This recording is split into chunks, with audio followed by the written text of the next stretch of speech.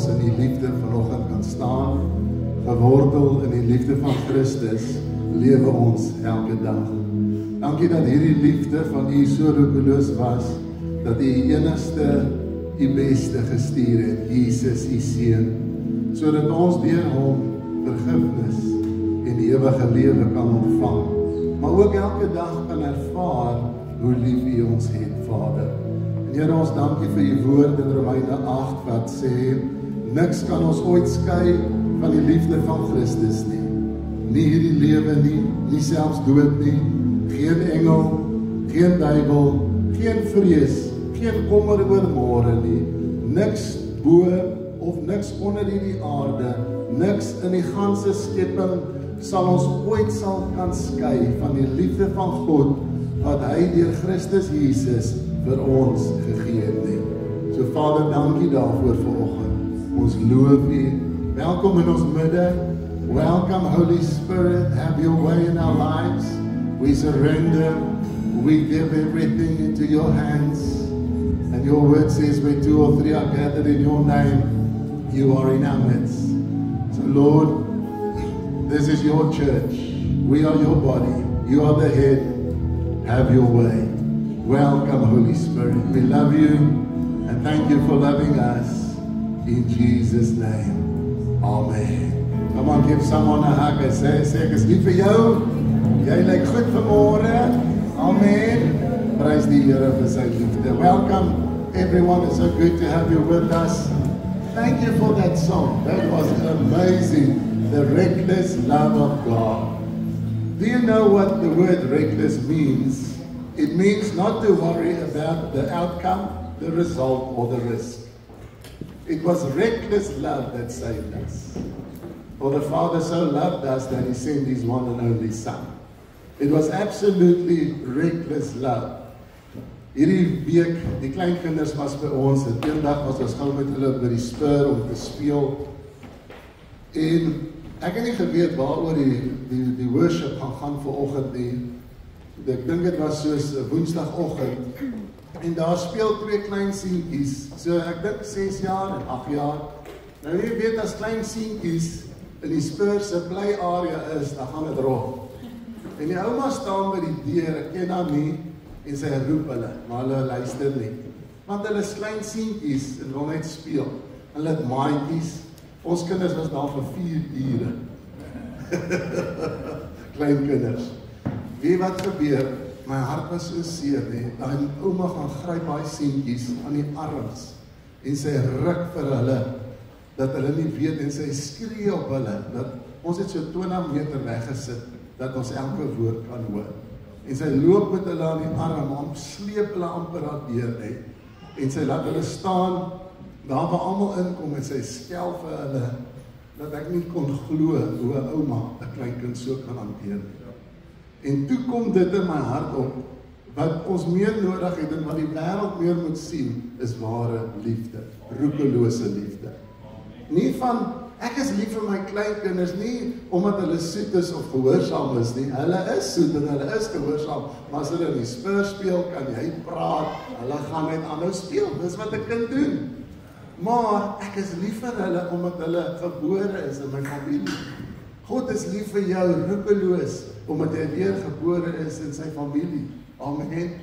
En die Here sê vir my hierdie woorde, hy sê, dit is so belangrik, dat die kinders van die Here, God se roekelose liefde aan die wêreld wys. And that's our call. Let's start with our families, show reckless love, continue to love. And this is what the song was written all about, and the meaning of it, it came through to the end where Christ was crucified on the cross because of His love for you. It says here that His love continues even through our failures and our sins.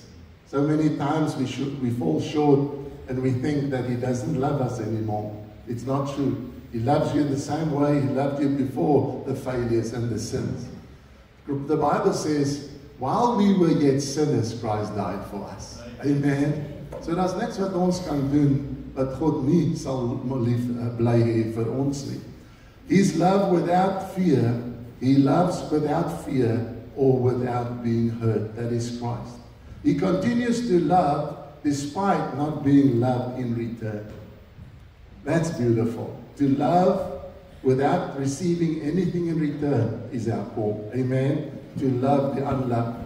He loves without the care of even feeling safe. And he showed all of this through his actions on the cross, taking our punishment because it was his great love, his absolute reckless love for you and I, that took him all the way to the cross. Amen. So ek wil hê vanoggend jy moet net opnuut weet dat jy is geliefd. God het jou so lief. Jesus het jou so lief. Die Heilige Gees wat in ons woon het jou so lief. Amen. En dis al wat ons nodig het, om te weet dat ons geliefd is. En in daai liefde staan ons veilig, staan ons vas, en in daai liefde hou ons lewens elke dag. Daai liefde van die Here wat hy vir jou het, is ons identiteit. Dit is waarom ons sy liefde aan mense om ons moet wys elke dag. En kom ons doen dit roekeloos. Begin oefen met jou familie en neem dit verder na jou werksplek toe, sodat mense God se liefde kan sien. Want die woord sê, deur dit sal hulle weet dat ons sy disippels is deur die liefde wat ons vir mekaar het. Dis interessant, dit sê glad nie dat ons deur die dooies wat ons opwek, of die krepeles wat ons gesond maak, of die dowes wat hoor as ons hande op hulle lê nie, deur liefde te wys, sien hulle dat ons volgelinge van Christus is. En dis die goeie nuus, ons almal kan dit doen. Amen, deur liefde te wys. En dit is ons roeping, en ek voel regtig, toe ons daai liedjie sing, dit is regtig wat die Here vir ons vra, om sy roepelose liefde aan almal te wys elke dag. Amen, ontvang die woord, en dis werklik ware seëning en 'n voorreg. En weet in die groot voorreg, as jy liefde wys, ontvang jy liefde terug. Die woord sê, God het sy liefde in ons hart uitgestort. So hoe meer liefde jy gee, hoe meer stort hy in jou uit. As jy meer van God wil ervaar in jou lewe, wys meer liefde aan mense om jou. En dit is ons wonderlike roeping. Amen. Wat 'n voorreg. Oom Ralf, kom vorentoe. Op 70, hy raak nou 70, het hy my gevra, kan ek nie asseblief gedoop word nie? Kyk na hierdie mooi video. In the name of the Father, the Son, and the Holy Spirit. Thank you for leading him to the water. Thank you for this new obedience, this spiritual growth, the next step in his life. And we truly pray that that outpour of the Holy Spirit be his inheritance in the name of Jesus. Thank you, Lord, that you bless him as he follow you in obedience to be baptized, to be buried with Christ, but as we come up from the water to rise a new person in Jesus' name. Dankie Here vir die krag van hierdie betekenis vir hom in sy persoonlike lewe, persoonlike verhouding met U, in Jesus naam. Amen. Amen. So, Ralf volg voor die Here, voor getuie, familie, vriende, het jy Jesus Christus as jou Here en Verlosser aangeneem. So vandag doop ons jou in die naam van die Vader, en die Seun, en die Heilige Gees. Maak maar toe jou mond, as hy. Amen. Wonderlik. Oh, wow. Wat doop is jy? Fantasties. Kom aan, gee vir Ralf 'n lekker handeklap vir daai stap. Die Here seën jou baie, dankie Here. Dankie. Hy sê hy wil al so lank gedoop word, maar Ralf is nie 'n man wat baie praat nie. So toe sê ek, hierdie is die geleentheid. Die Here het dit net vir jou gedoen. Net vir jou gereël, want dit is so belangrik. Dankie vir daai stap van gehoorsaamheid. Ons is trots op jou. Amen. Wonderlik. Ons is so opgewonde. Vandag begin ons 'n reeks oor wat lei na Paasvrydag toe en 'n Paasnaweek. En dit is fenomenaal. Ons gaan vandag nagmaal aan die einde van die preek doen, maar voordat ons begin, kom ons kyk na hierdie kort insetsels, soos ons die week, hierdie reeks begin vandag. Truly I say to you, one of you will betray me. Someone at this very table. Someone in this room? Who? One of you brothers? Who? Tell us who, and we will bind him and gag him and throw him in a pit so he can't do it. The Son of Man goes as it is written of him. But woe to that man by whom the Son of Man has betrayed. It would have been better for him if he had never been born. Just say who it is, and we'll make sure that man wishes he'd never been born.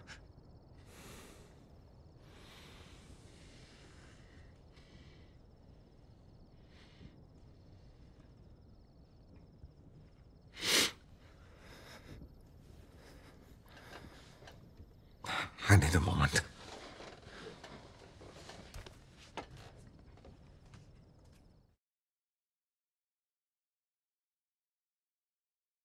Ek gaan jou op 'n reis neem en dis 'n goeie vraag. Ek is seker ons het nog nooit daaraan gedink nie. Waarom het Judas vir Jesus verraai? En vandag gaan ons bestudeer hoe ons daai selfde beginsels in ons eie lewe moet toepas om seker te maak ons verraai nie Jesus nie. Dit gaan nie net om te sê dat ons verloon Jesus of ons bly stil wanneer ons eintlik moes gepraat het nie. Dit gaan oor 'n kondisie van ons hart. As jy onthou het Petrus ook vir Jesus verloon, maar hulle uitkoms was anderste. So today we're going to study that. It blessed me so much to go into scripture in detail, to really study why, as they led us through the sermon, this happened. And there are so many practical things that you and I need to do as well. As they sat around the table so many years ago, at the end of the service, we're also going to sit around the table with Jesus and we're going to examine our hearts to make sure, amen, that we will never betray our King. So ons skrifgedeelte en ons tema is, soos julle daar sien, is do this in remembrance of me. It is called not the Last Supper, the Least Supper. So there's a 3-part series that we're going to go through the communion with you, building up to Easter. And you know, it's all about Jesus being the bread of life. It is all about Jesus. That is the only one that can satisfy the deepest hunger of a human heart. And that is what we're going to look at and study today. So kom ons lees die verhaal wat ons nou net gesien het op die video. En dit staan in Johannes 13 vanaf vers 21 tot 30. Nadat Jesus gesê het, het hy erg ontstel geword en hy het openlik gesê, ek verseker julle dat een van julle wat hier is, gaan my uitlewer. Die disippels het na mekaar gekyk, onseker oor wat hy bedoel. Een van die disippels wat langs Jesus aan tafel gesit het, dit was Johannes, het naby hom gesit. Petrus wink toe vir hom om die Here te vra wat hy bedoel. Hy het agteroor geleun, Johannes, teen die bors van Jesus en gevra, Here, wie is dit? Toe sê Jesus, dit is die een vir wie ek die stukkie brood in die sous sal doop en vir hom gee. Hy vat toe 'n stukkie brood, doop dit in sous en gee dit aan Judas, die seun van Simon Iskariot. Na die stukkie brood het Satan in hom ingevaar. Toe sê Jesus vir hom, wat jy doen, moet jy gou afhandel. Maar niemand aan die tafel het geweet die rede waarom Jesus dit vir hom gesê het nie. Sommige het gedink, omdat hy die beursie gedra het, dat Jesus aan hom sê, gaan koop wat ons nodig het vir die Paasete, en soos gebruiklik, gee ook dan geld aan die armes.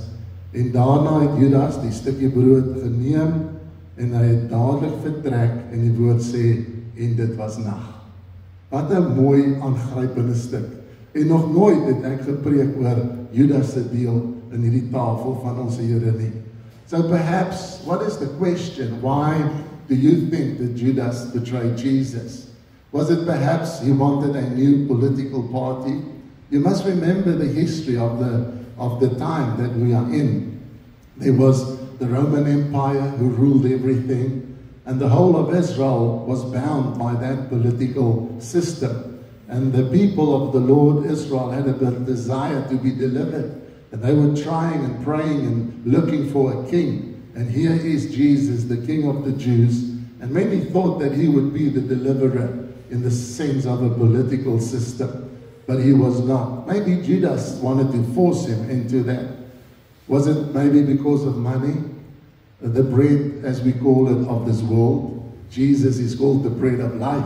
Was it because of the bread of this world? Was it because he was possessed by the devil? Scripture also says that in this passage. Or was it because he was maybe jealous of the ministry of Christ?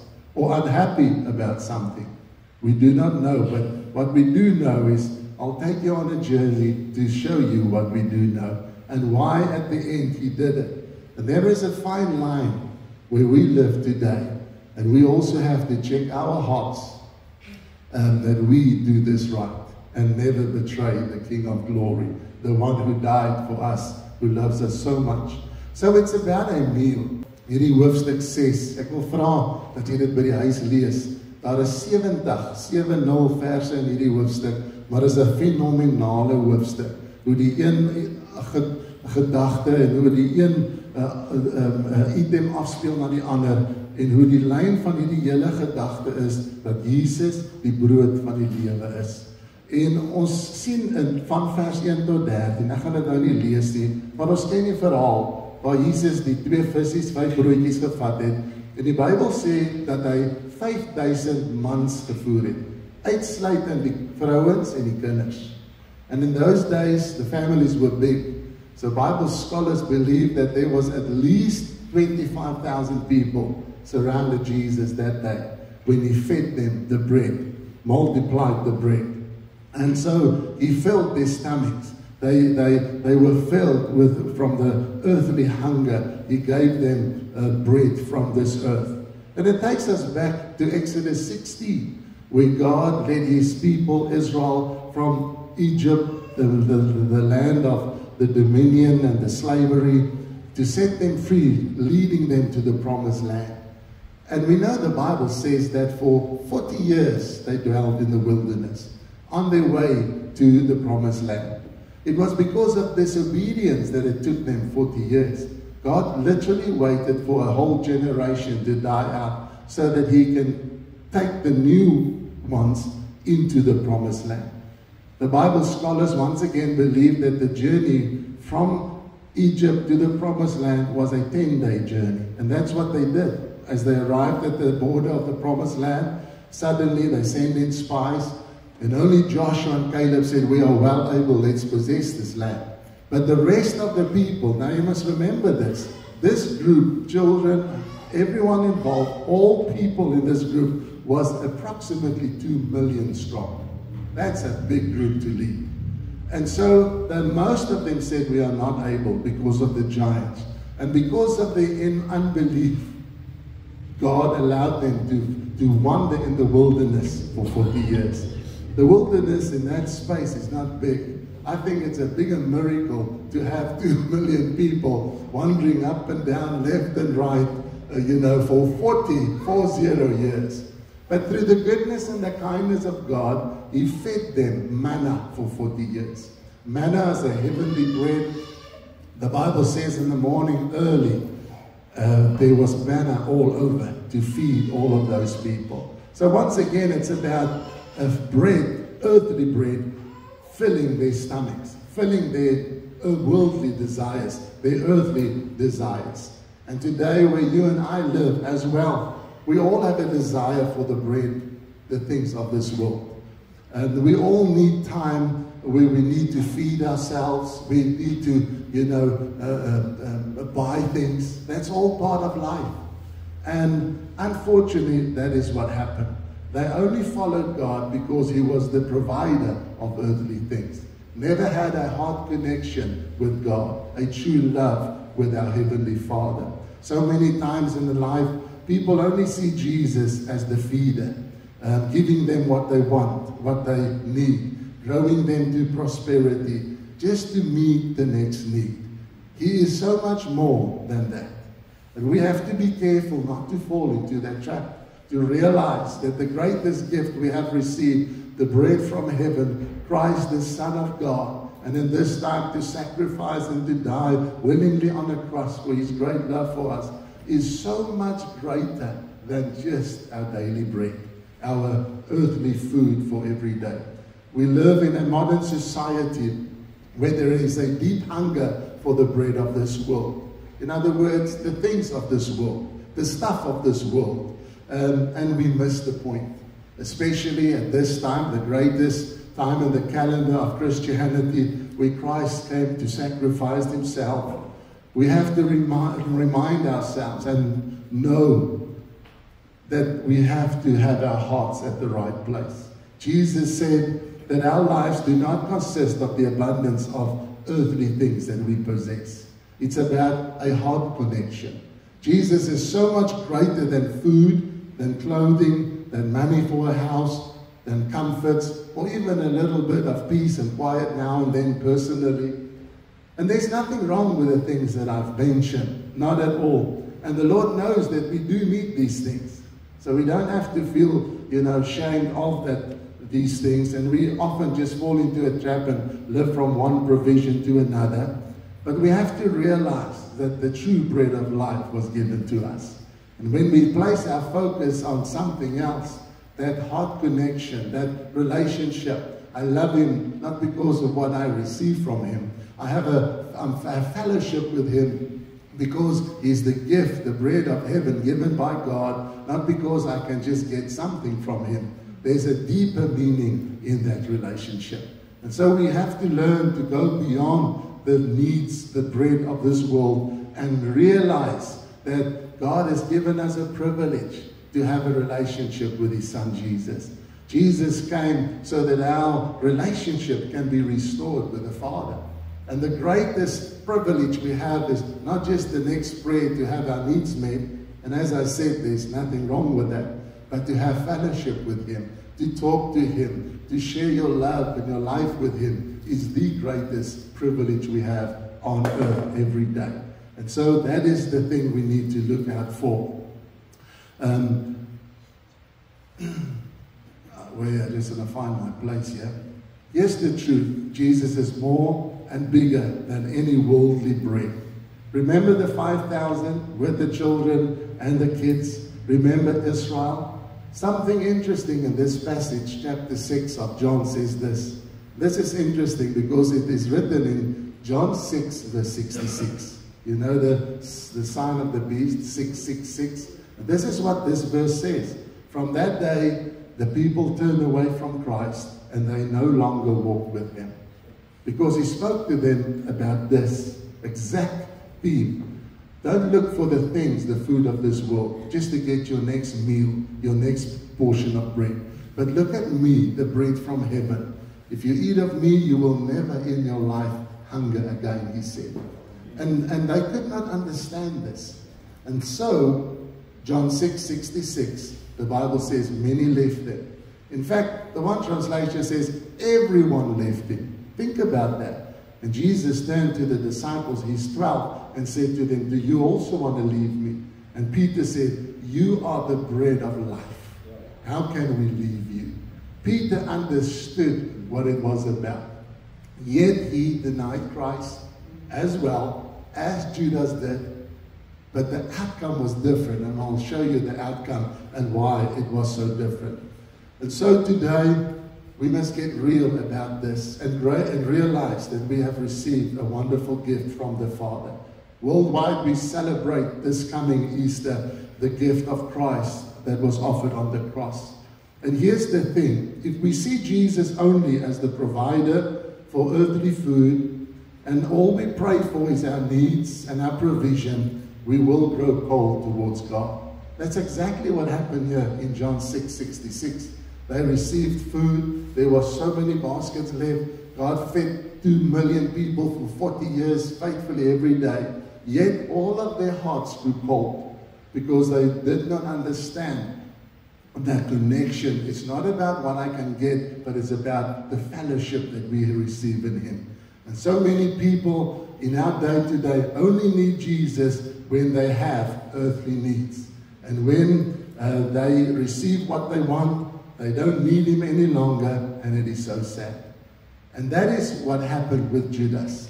He missed the focus. We know from Scripture that Judas received 30 pieces of silver. His heart was connected to just another food or bread from earth. In other words, another handful of money or silver. His heart was connected to worldly stuff and not to Christ himself, which was the key. In other words, he wanted to fill his own stomach with the stuff of this world. And Jesus is the giver of so much greater than just the things of this world. Jesus is the only one that can truly satisfy the hunger of a human heart. Everything in this world is designed to entice us, to have a desire in our hearts for more. But nothing of this world can satisfy a human heart. If you go after that, you will find that it's not enough.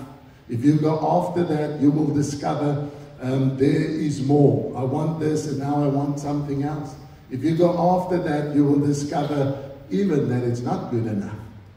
So realize and be wise and go after the heart of God, after a connection, a relationship with Christ, not to use him as a crutch for all the things I can get in life as I do life.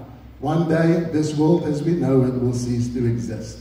We also know, Scripture says, it is destined for each person to die once. One day, each one of us in this room, each one in his own time and date, will one day leave this earth. It is the truth. Should Christ return, that is what's going to happen before our lives will end. In 2 Peter 3 verse 10, the Bible says this, "But the day of the Lord will come. It will come as a thief. Then the heavens will pass away with a loud noise, and everything will be destroyed with fire. The earth and everything in it will go up in smoke." So everything and everything that the world can give will end up in smoke one day. So what is more important? Yes, as I said, we need the money to do life. We need to live and eat and buy food, etc. But the most important thing of all is not the bread of this earth, but is the connection with the bread from heaven, Christ our Savior. That eternal life. And it's also all because of eternal life. And don't worry, the Bible then says God will give us a new heaven and a new earth. And for all eternity we will live with him face to face. What a glorious time. It is important that we do not make the same mistake as Judas did 2000 years ago. Laat ons, soos ons na hierdie video gekyk het, besef wat die ander disippels gedoen het. Het jy gehoor? Onmiddellik het Petrus gesê, kom ons bind hom vas, kom ons gooi hom in 'n diep sloot, kom ons maak hom eers dood, dat hy nie hierdie dinge kan doen nie. Een van die ander disippels het dieselfde gesê. So die disippels se reaksie teenoor wat Jesus oor gepraat het, Judas, hulle het nie geweet wie hy is nie, maar iemand onder julle gaan my verraai, was Judas het die brood geneem wat Jesus gegee het, Satan het hom ingevaar, die Bybel sê, en hy het uitgehardloop. Die res van die disippels se reaksie was, hulle het 'n verbintenis tot Jesus, het hulle sterker gemaak. Ek is daar vir jou, Here. Ek is teenoor jou en ek is lief vir jou en ek is daar saam met jou. En dit moet ons reaksie wees in hierdie tyd. Nader aan die Here. Besef, dit gaan oor hom. Niks anders as wat hierdie wêreld kan gee, kan dit doen nie. Judas was nie daar vir Jesus nie. Hy was daar vir sy eie brood, sy eie maag, sy eie 30 stukke silwer. Hy was daar vir selfsug. Wat hy van Christus vir sy lewe, sy gemak van sy lewe kon kry. Wat hy nodig het vir sy lewe, het hy aangegryp ten spyte van sy verhouding van Jesus en hy het homself bo alles gestel. Hy het sy seëninge bo die waarde van 'n verhouding en liefde vir Christus geplaas. Nou, God se wil is om ons te seën. Onthou Jesus, toe hy in versoeking was, sê die Bybel, het Satan aan hom verskyn en vir hom gesê, al die rykdom van hierdie wêreld is aan my gegee. As jy voor my kniel vandag en my aanbid, gee ek dit vir jou, sê Satan vir Jesus. So ons moet versigtig wees, dat ons nie so fokus op rykdom van die wêreld, dat ons fokus verloor op die rykdom van 'n verhouding met Jesus nie, waaroor dit eintlik gaan nie.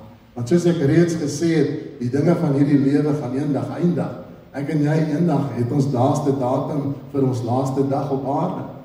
wat ons voorberei het en waarvoor ons geleef het, is vir Christus. Want hy is die enigste een en mense wat ons kan beïnvloed deur sy liefde wat ons saam kan neem hemel toe. Die Bybel sê, Kaal het ons ingekom en met niks gaan ons hier uit nie. Jy gaan nie eens in jou bankkaartjie kan saamvat nie. Die is die klere wat in ons liggaam is wat ons saam. So ons moet herbesin waaroor die lewe eintlik gaan. As God ons seën met rykdom, kom ons gebruik daai seëning om 'n ander seëning te wees vir so baie ander wat dit nie het nie. Amen. En dit is hoe ons daarna moet kyk. En die wêreld se seëning kan mense weglok van die Here. En dit is 'n ware stelling. Het jy geweet dat van Judas sê die Bybel, hy was die een wat die beursie gedra het. So hy was die finansiële tesourier van die gemeente, van die bediening van Jesus. En die Bybel sê hy het self vir hom geld gevat uit die beursie uit. Ons sien ook sy hart toe Maria van Betania Jesus salf met olie voor die dood, voor sy graf en sy kruisiging met baie duur olie. Toe sê Judas, daai olie kon gebruik geword het, verkoop word, sodat daai geld vir armes gegee kon word. Sy hart was nie vir die armes, sy hart was, nou is die beursie vol en nou kan ek myself meer help. Die wonderlike ding van dit alles, Jesus het van die begin af geweet wie hom verraai. Maar God het hom genade gegee tot die einde toe. Dis hoekom Jesus hom nooit in die publiek, nie eers by die laaste ete saam met sy disippels, na 3,5 jaar dag en nag saam geleef, het die disippels geweet wie Jesus sou verraai, en Jesus het dit nie eens vir hulle gesê. Kyk die Here se genade, wanneer ons lewens op 'n verkeerde pad is, hoe hy wag in deur genade, dat ons net sal bekeer. Want dis waaroor dit gaan, bekering, om weer in lyn te kom in ons verhouding met die Here. So Judas thought that all he needed and all he wanted to survive, and that he actually deserved, was just more worldly bread. Whether it was 30 pieces of silver, or bread to fill his stomach, or whatever it was, but he thought that the things of this world will satisfy his soul. And that is not possible. Jesus is the only true life, the only one that can satisfy a deep hunger. It is a dangerous thing to put your trust on the things of this world. Look at Matthew 27, verse 1 to 5, telling us the end of Judas' life. Very early in the morning, the leading priests and the elders of the people again laid plans for how to put Jesus to death. They bound Jesus, they led him away, and they took him to Pilate, the Roman governor.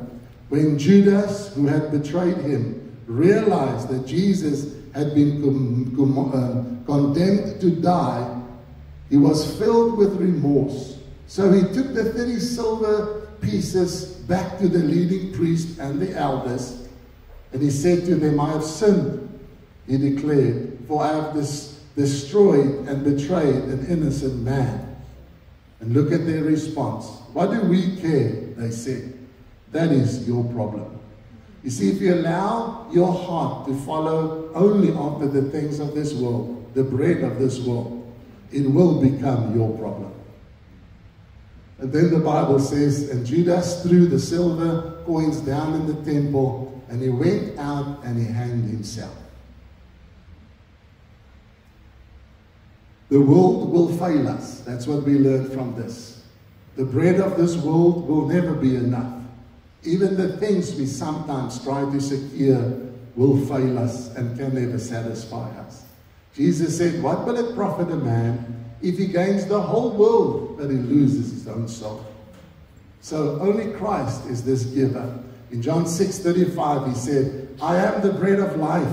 Whoever comes to me will never hunger. Whoever believes in me will never thirst.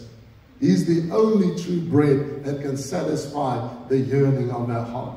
The reason why Jesus said this is because of eternal life. And it's so true. We all have eternity placed in our hearts.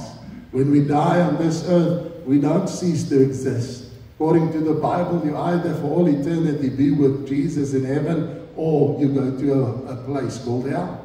There's nothing in between. And it's important for us to realize this, We too, one day, will leave this world, and we can only take people with us.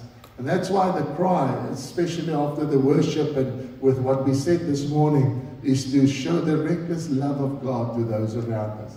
It is the goodness, the love of God that leads people to repentance. And it's important that people see the kindness and the love and the grace of God in us as we do life every day.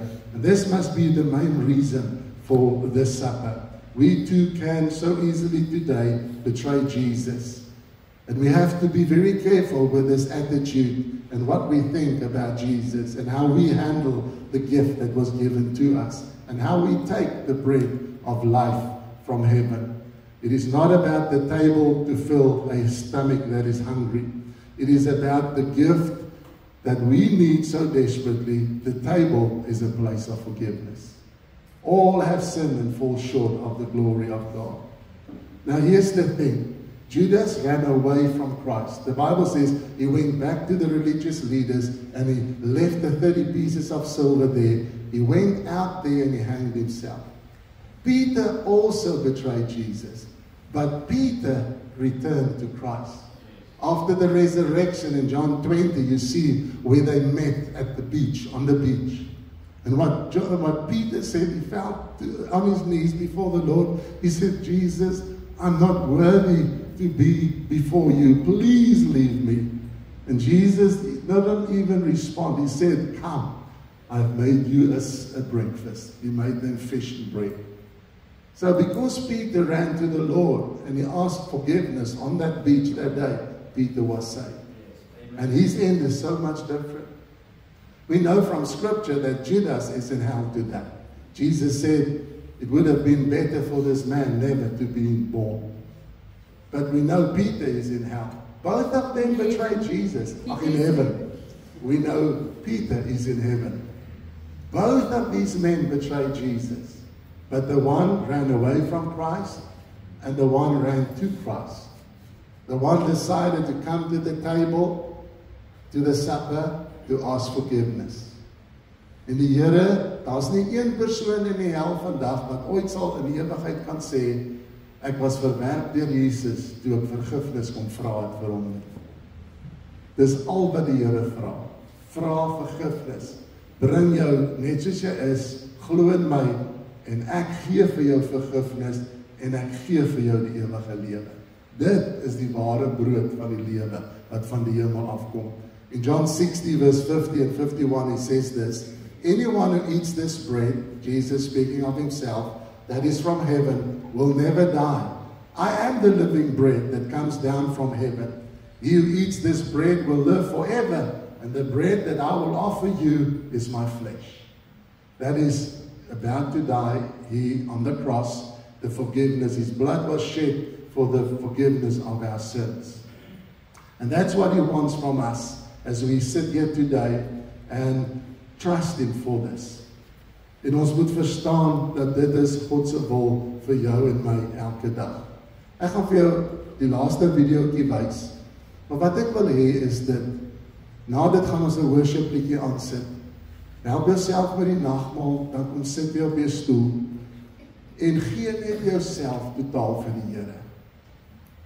As daar nodig is dat jy moet bekeer oor iets wat die Heilige Gees op jou hart lê, doen dit vanmôre.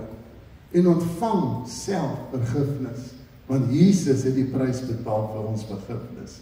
En al wat hy sê is, hy sê, die koninkryk van God het naby jou gekom, bekeer jou, verander jou weer, bekeer jou, draai nader aan hom, is wat hy wil hê. En kom ons kyk na die gesindheid van ons hart.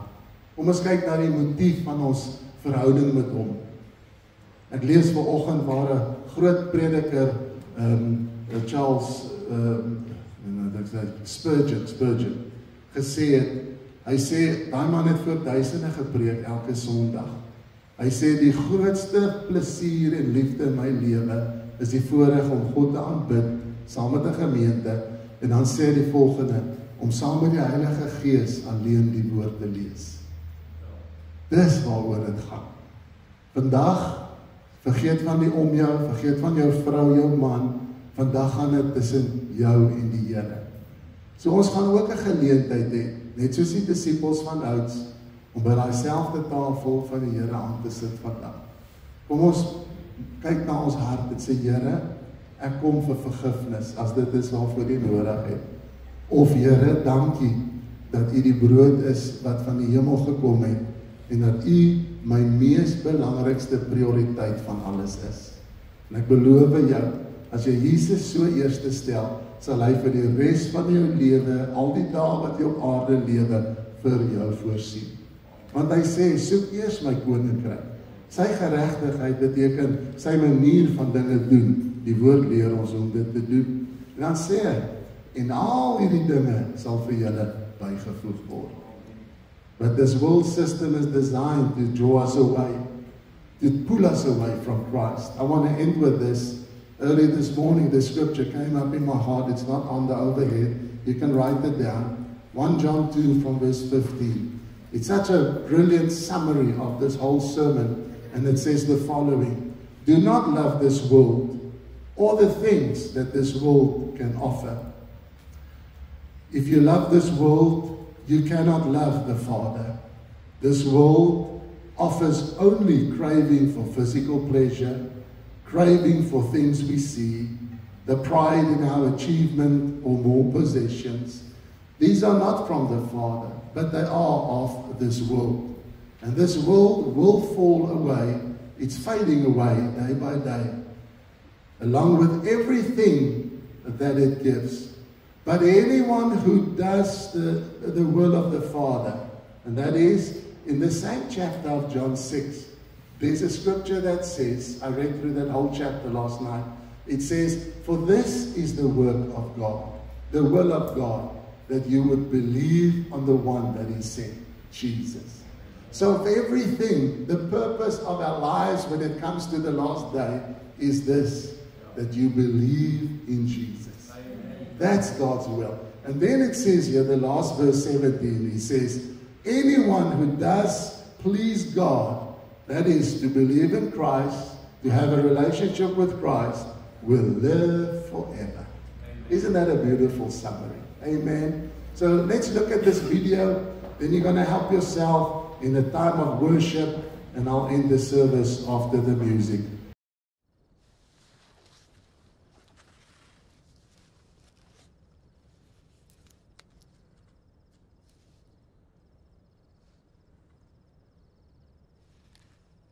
Blessed are you, Lord our God, King of the universe, who brings forth bread from the earth.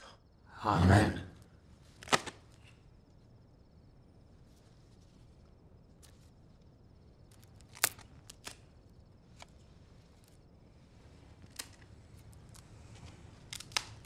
Normally, this bread is to remember and celebrate our redemption from Egypt into the Promised Land, from slavery into freedom. Tonight, we celebrate your redemption from sin because of me.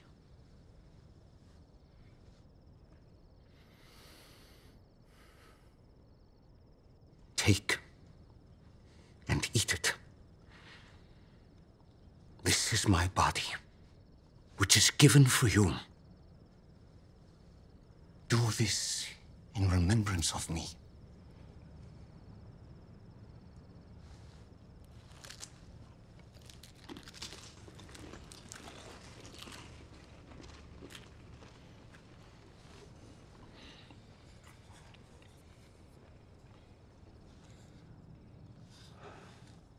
Blessed are you, Lord our God, King of the universe, who creates the fruit of the vine. Amen. Amen. Normally, the wine allows us to remember and celebrate the blood of the Lamb spread on the doorposts of our ancestors. But tonight, likewise, this is my blood of the new covenant, shed for you and for many, for the forgiveness of sins. Drink it, all of you, in remembrance of me.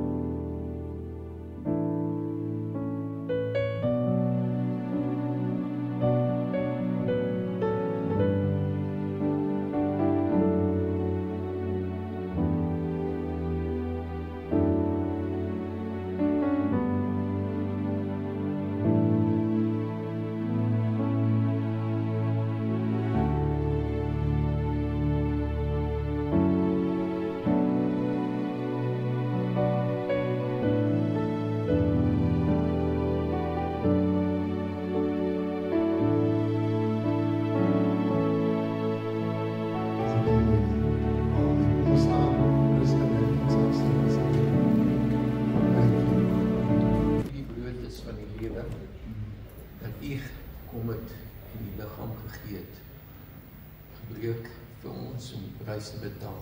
Dankie vir die bloed wat gestort is, die bloed, om ons sondes te vergewe, om ons te herstel in ons verhouding met Goeie Vader. Thank you for the price. Dankie Here dat ons hier kan uitgaan, en elke keer dat ons die brood en die wyn drink, dan doen ons dit in gedagtenis aan U. Wees met ons in die offenbekans wat oorlê, en ook met die Paasfees, en die van ons wat baie gaan wees, hou ons veilig, hou die hand van beskerming en genade oor ons, in Jesus. Amen. Amen. Did you enjoy this? Don't miss, every Sunday we'll build up to Easter Sunday. Easter Friday is going to be a great blessing. God bless you. Have a wonderful day. Thank you for coming. We love you, and enjoy your week.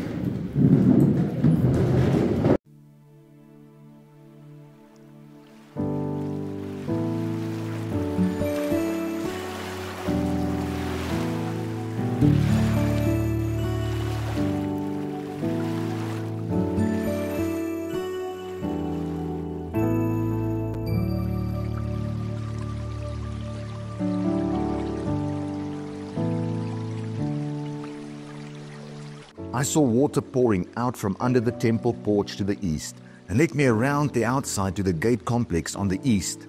The water was gushing from under the south front of the temple. He walked to the east with a measuring tape and measured off 1,500 feet, leading me through water that was ankle deep. He measured off another 1,500 feet, leading me through water that was knee deep. He measured off another 1,500 feet, leading me through water waist deep. He measured off another 1,500 feet. By now, it was a river over my head, water to swim in, water no one could possibly walk through. He said, "Son of man, have you had a good look?" Then he took me back to the river bank. While sitting on the bank, I noticed a lot of trees on both sides of the river. He told me, "This water flows east, descends to the Arabah, and then into the sea of stagnant waters. When it empties into those waters, the sea will become fresh. Wherever the river flows, life will flourish. Great schools of fish, because the river is turning the salt sea into fresh water. Where the river flows, life abounds. Fishermen will stand shoulder to shoulder along the shore from En-Gedi all the way north to En-Eglaim, casting their nets. The sea will teem with fish of all kinds, like the fish of the great Mediterranean. The swamps and marshes won't become fresh. They'll stay salty. But the river itself on both banks will grow fruit trees of all kinds. Their leaves won't wither. The fruit won't fail. Every month they'll bear fresh fruit, because the river from the sanctuary flows to them. The fruit will be food, and their leaves for healing."